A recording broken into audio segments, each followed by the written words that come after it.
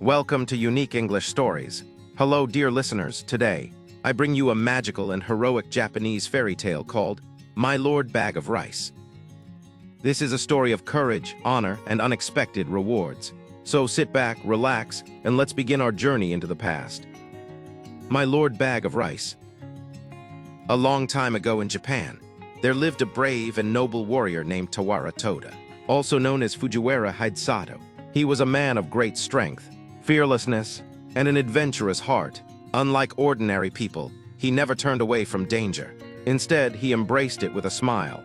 One day, as 𝗙𝗃𝗃𝗃 traveled through the countryside, he came across a majestic wooden bridge stretching across a deep river.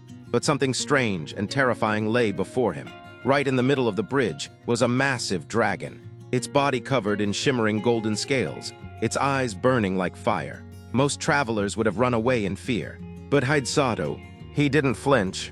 With calm and steady steps, he walked right over the dragon's enormous back, as if it were just an ordinary rock. And just like that, the dragon vanished. In its place stood a noble-looking man, dressed in rich, flowing robes. He had an air of power and wisdom, and he bowed deeply before the warrior. "Brave warrior," the man said, "I am the Dragon King of this lake. I took the form of a dragon to test your courage, and you, my friend, have passed the test. I need your help." The Dragon King explained that his beautiful underwater kingdom was being terrorized by a monstrous creature, a giant, wicked centipede that lived high in the mountains. This beast was so enormous that its legs shook the earth, and it was so powerful that no one had ever been able to defeat it. 𝗙𝗃𝗃𝗃's eyes gleamed with excitement. A challenge, he thought. He had never turned away from one before, and he wouldn't start now. With a determined smile, he nodded and said, "I will help you, Dragon King." The Dragon King was overjoyed. He led 𝗙𝗃𝗃𝗃 deep beneath the waters into his magnificent palace, where dazzling treasures and shimmering pearls decorated the halls. There the warrior was treated like an honored guest, feasting on the finest food and resting in golden chambers. But that night, a terrible sound echoed across the land.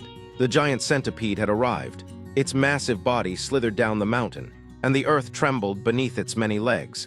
The creature's eyes glowed red like burning coals, and its fangs dripped with poison. 𝗙𝗃𝗃𝗃 stood firm. He grabbed his bow and arrow, took a deep breath, and fired. The arrow struck the centipede's thick skin, but it bounced right off. He shot again. Nothing happened. The beast was too strong.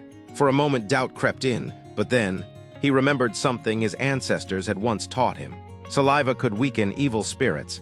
He quickly licked the tip of his last arrow, took careful aim, and fired with all his might. The arrow struck true. The centipede let out a horrific screech.